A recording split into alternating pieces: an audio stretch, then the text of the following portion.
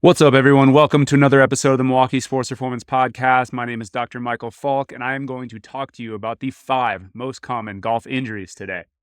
This is a topic that I am passionate about as an avid golfer, and I live in Wisconsin, where we have a relatively short golf season, and you do not want to miss a day because of an injury. It is about to be 73 degrees here tomorrow, and it is going to be gorgeous, and the courses will be packed. And we do not want to see players get slowed down by injuries. So what are the most common things that we see? Because our office has been busy with golfers as they get ready for the season, trying to gain distance, improve their body, get in shape for the golf season. And we don't want to see them slow down. So what are the most common things that we will see when we start seeing people that deal with pain? We can really break this down into 5 main areas. And some of the incidences or causes, some of the frequency of these injuries are going to depend on the player.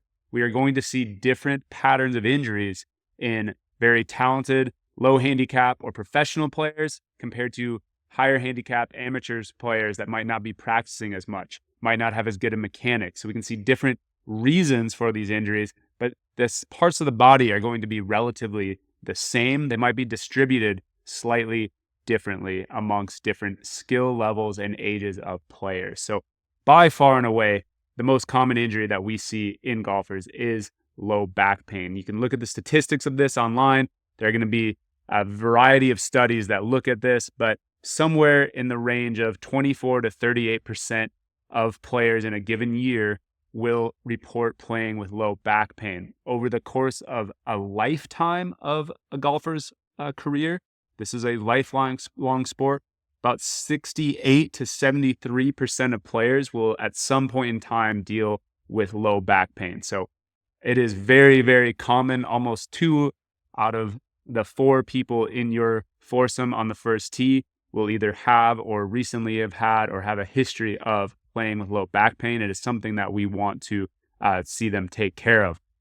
Why do so many players get low back pain? It is a combination of, obviously, golf is a rotational sport. It puts stress on the low back, but we see a few common things. There can be some issues with mechanics, in particular, a particular move where we see a player that will get what we call a reverse spine angle. They're leaning their body down towards the target line at the top of their backswing. What this does is it opens up the facet joints on one side of the spine, and as they rotate down into the downswing, those facet joints or those joints along the back come crashing together, and that can obviously cause some pain and discomfort in that lower back region. There's some physical things that can lead to this as well. We can see players that lack hip internal rotation, especially on their lead hip, that will put more pressure on their spine. See players that struggle with upper back rotation and are limited there, will rotate extra in that spine. See an overall just lack of movement coordination, the ability to shift their weight posteriorly and control their core and pelvis position. That can contribute to low back pain. So it is a combination of physical contributors, potentially some swing mechanic changes. And then the third thing is in higher handicap players that might not be quite as skilled, catching a lot of balls heavy can put pressure on the spine, versus in lower handicap players or professionals that are practicing a lot more, just the overuse side of that low back pain can come into play. So very, very common issue that we see. Probably the number one thing that golfers will come in and talk to us about is having low back pain. And we'd love to help out with that. We'll probably be doing another podcast that dives deeper into low back pain as a just standalone podcast episode. So if you are somebody that struggled with that, stay on the lookout for that to be coming soon.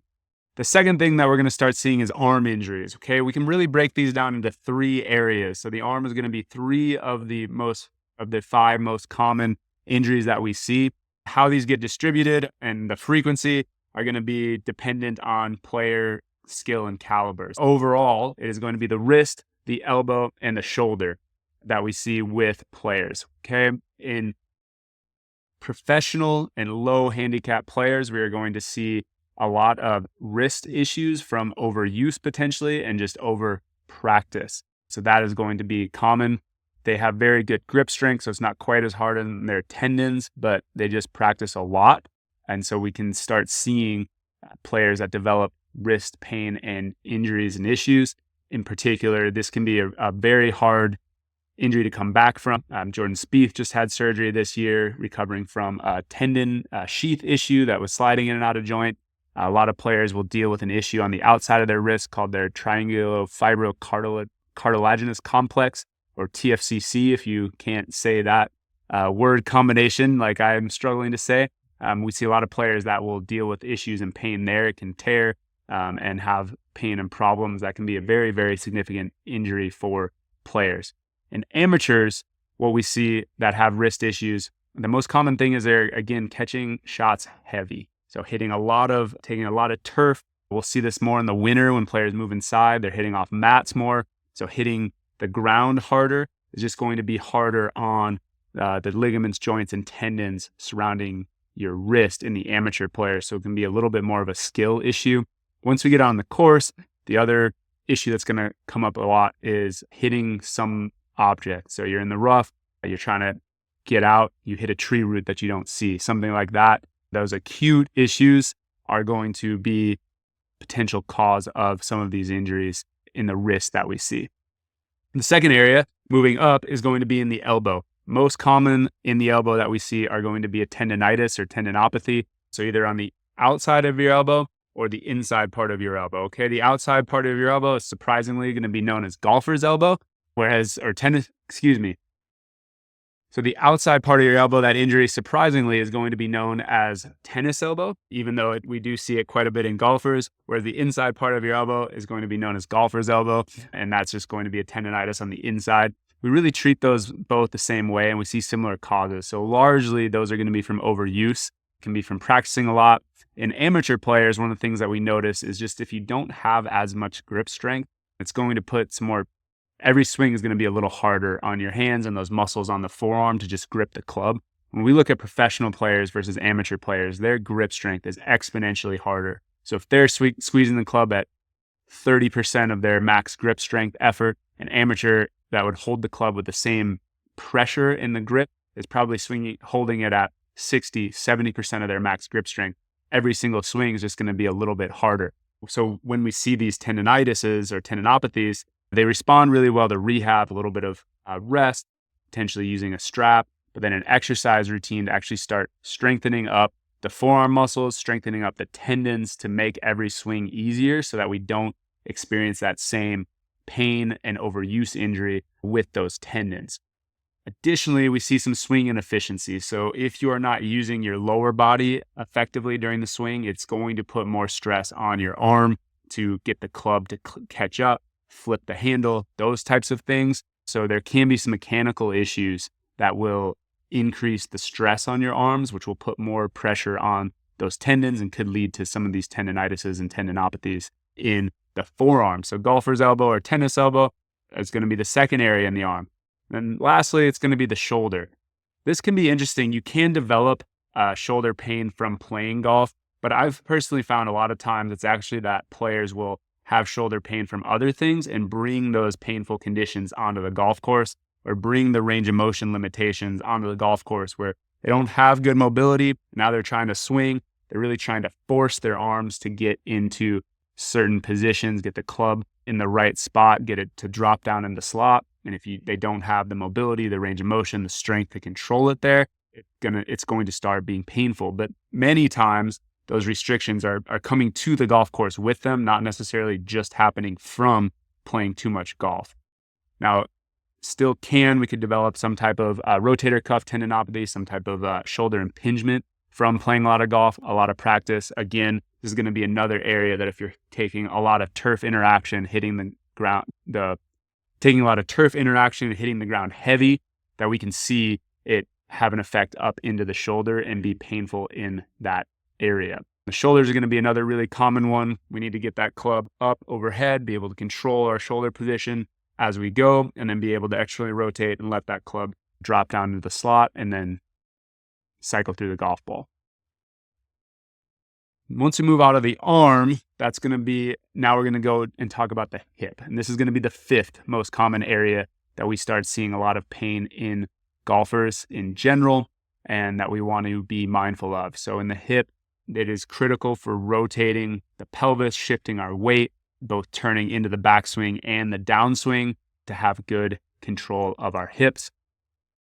Everyone's hip position are shaped differently. So we can see several different things here. We can have players that just lack mobility, and so their hips are very tight, and therefore they're really bumping up against the end range of their motion every single swing. That eventually ends up leading to pain.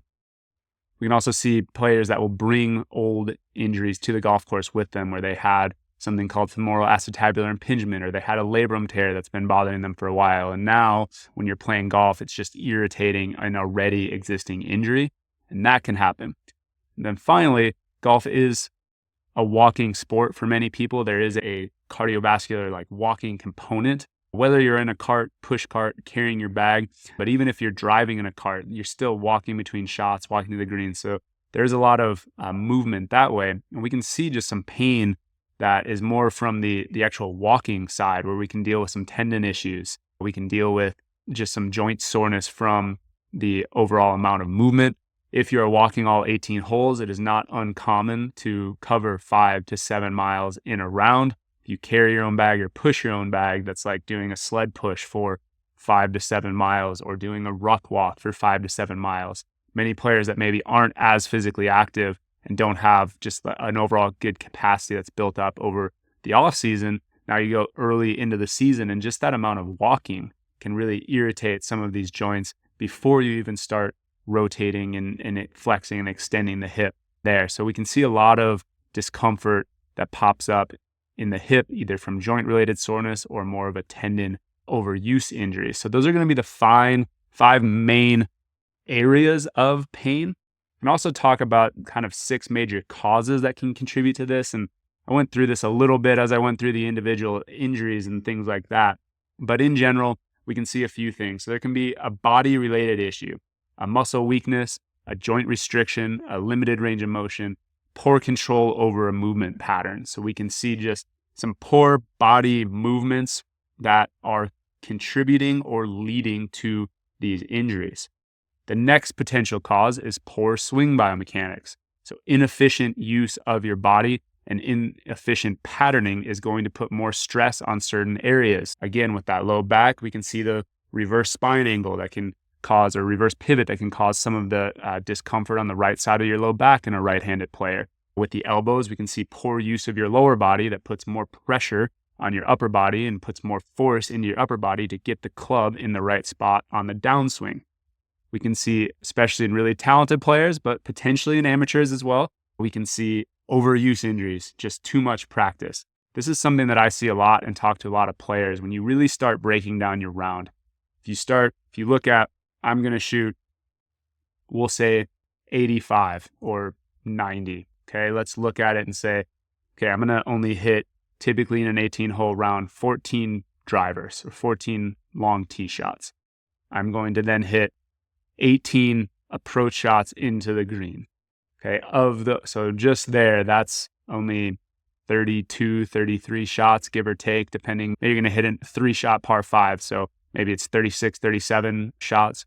Then the rest of your shots typically are going to be some type of half wedge, you missed a green, chipped, putted, etc. So you could start with your target score, what you commonly shoot, work backwards, and you really might only be taking 35 to 40, 42, 43, depending what that score is, of actual full swings. And of those, many are going to be wedges and things like that. If you think about going to the practice range, most of the time it's like, I want to work on my driver today. You're going to grab a large bucket, you're going to sit there and you're going to pound drivers for an hour. And you might hit 50, 60 drivers and you can be sore. That is way more drivers than you would be hitting if you actually just went and played a round of golf. So this is something that I talk to a lot of amateurs about, is actually just trying to improve your practice habits to make it a little easier on your body and avoid some of these overuse injuries. So actually take a step back, go through a practice swing, go through a feel, make sure you're setting up, picking a target, doing your pre-shot routine, make sure you're working on something and not just mindlessly hitting balls. You'll get more out of your practice. You'll also hit less balls in a given amount of time that you're at the range, which can decrease the stress on your body. The next thing is no regular exercise program or no individualized exercise program. So if you are not in the gym or at home doing some type of mobility work, some type of strength work, trying to maintain your body for the sport of golf, it is a speed and power sport. You are rotating fast. So if you are swinging it 95 miles an hour, 100 miles an hour, 115 miles an hour, if you're a long driver, 120 plus miles an hour, right? These are high forces that are going through your body that it has to dissipate. And we have to manage those forces. We have to manage the rotation. We have to manage our joints near end ranges. If these are things that you are not addressing other than when you are on the course, you are setting yourself up to go through these pain and injury things. And then the final thing is improper club fitting. I think this is getting better over time, particularly in younger players, sometimes the lady golfers, maybe an older golfer. If you're not regularly going through a club fitting and making sure your equipment is the right weight for you, the right shaft stiffness, the correct length of club, all of these things can really have an impact on your body mechanics and how you swing that implement, especially in juniors, really making sure they're in clubs that are the correct weight and length for them and not just using dad's cutoff iron from his old set that's going to be way too heavy. This can be really impactful for reducing the injury risk. So making sure you get fit or work with your local club pro to make sure you have the correct equipment can help you get A, play better golf, and then B, deal with less pain as you go through golf. Hopefully you found this podcast helpful. If you are a player that has dealt with any of these 5 major areas of golf pain, please let us know. We help players get back on the course all the time. If you are someone that does not have a regular individualized exercise program and you'd like to work on your body so that you don't get hurt in golf, please reach out. We have opportunities for you as well with remote coaching and in-person work that we can help you to improve your body so that you can play better golf and stay pain-free during this golf season. So thank you guys for tuning in. We'll see you on the next episode.